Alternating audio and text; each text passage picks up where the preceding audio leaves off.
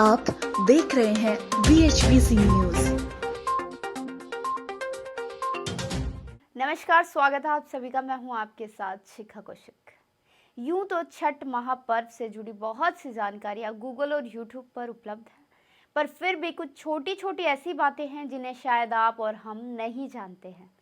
छठ महापर्व की ख्याति और महिमा से आज के समय में कोई भी व्यक्ति अछूता नहीं रहा। छठ पर्व भारत में ही नहीं बल्कि विदेशों में भी बड़े धूमधाम से मनाया जाता है।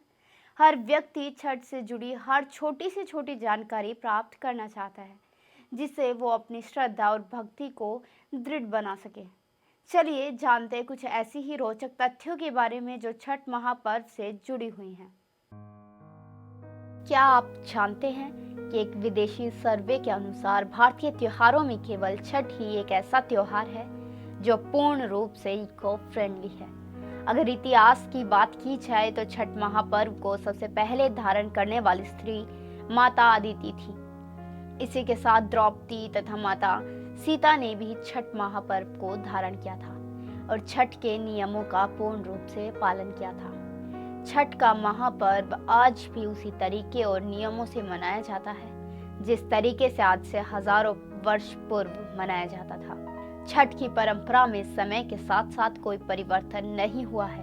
बहुत से लोग जानते हैं कि छठ पूजा में केवल घाट पर ही उगते और डूबते सूर्य को अर्घ दिया जाता है, परंतु क्या आप जानते हैं संध्या अर्घ के बाद छठधारी घर जाकर घर के आंगन में पूजा और आराधना करते हैं, जिसको कोसी भरना कहते हैं। कोसी में 3, 5 या 7 गन्नों को एक साथ खड़ा करके उसके नीचे दिए, फल, मिष्ठान और छठ पूजा की सारी सामग्री रखकर पूजा की जाती है। यह विशेष बेटों के स्वास्थ्य और उन्नति के लिए किया जाता है।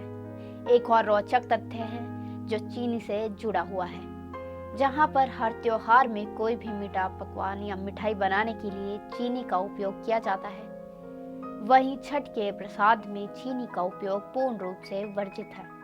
छठ के प्रसाद को पूर्ण रूप से केवल गुड़, घी और दूध से बनाया जाता है। छठ के प्रसाद में कहीं भी चीनी का उपयोग नहीं किया जाता।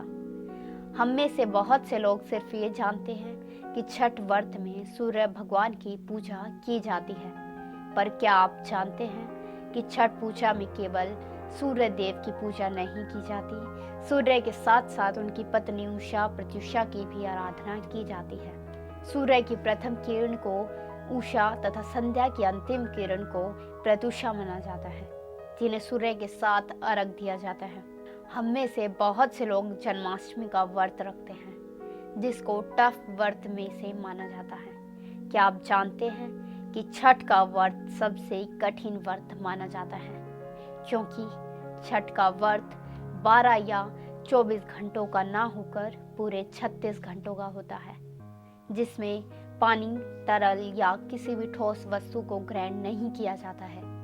हम में से बहुत ही कम लोग जानते हैं कि छठ महापर्व का प्रसाद आज भी मिट्टी के बर्तन में बनाया जाता है।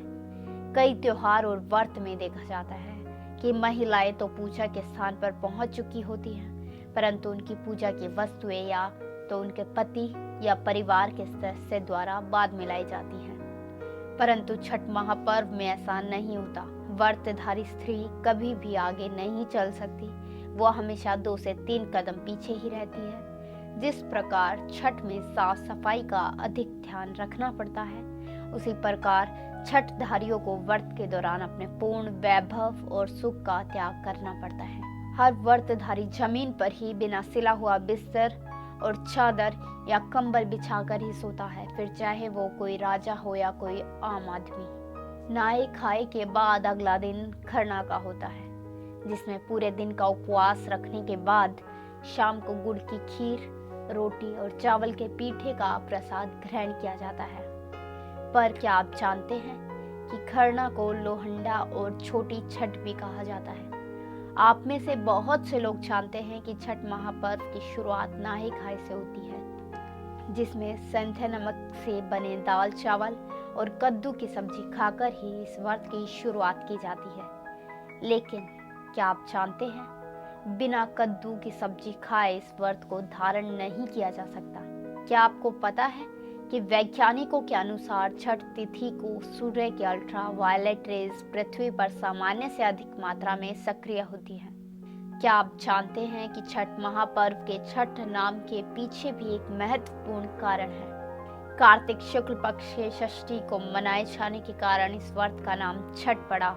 यूं तो छठी मैया को अलग अलग नाम से भी जाना जाता है, परंतु आप जानते हैं कि माँ दुर्गा का छठा स्वरूप भी छठी मैया का है, जिन्हें हम नवरात्रों के दिनों में कात्यायनी माता के रूप में पूजते हैं। यूं तो दिवाली के बाद आने वाला छठ पर्व ज्यादा फेमस है, पर क्या आपको पता है कि छठ महापर्व वर्ष में 2 बार आता है? जी हाँ, बहुत ही कम लोग ये बात जानते हैं कि छठ पर्व वर्ष में 2 बार आता है, एक चैत मास में और दूसरा कार्तिक मास में। क्या आपको पता है कि छठ महापर्व महिलाओं और पुरुष दोनों ही मनाते हैं, पर छठ महापर्व अधिकतर महिलाओं द्वारा मनाया जाता है, जिन्हें व्रती कहा जाता है। पर क्या आप जानते हैं कि इन व्रती महिलाओं को प्रवार्थी भी कहा जाता है? आपको पता हो कि छठ महापर्व में जो वस्तु सबसे महत्वपूर्ण मानी जाती है वो क्या है? वो है सूप। यूं तो बांस के सूप जगह जगह बनाए जाते हैं, पर पूजा में प्रयोग किए जाने वाला तांबे का सूप वाराणसी में ही बनाया जाता है और वाराणसी से ही देश के कोने कोने और विदेशों में एक्सपोर्ट किया जाता है। ये सूप आज भी उसी तरीके और बारीकियों से बनाया जाता है जिस तरीके से हजारों वर्ष पूर्व बनाया जाता था। ये सूप पूर्ण रूप से तांबे का बना होता है। इसे अधिक मजबूत बनाने के लिए किनारों पर लोहे की टाट लगाई जाती है। तांबे के सूप में छठी मैया के साथ छठ से जुड़े शुभ चिन्हों को भी उकेरा जाता है। ऐसी ही तमाम जानकारियों के लिए बने रहिए हमारे साथ। नमस्कार।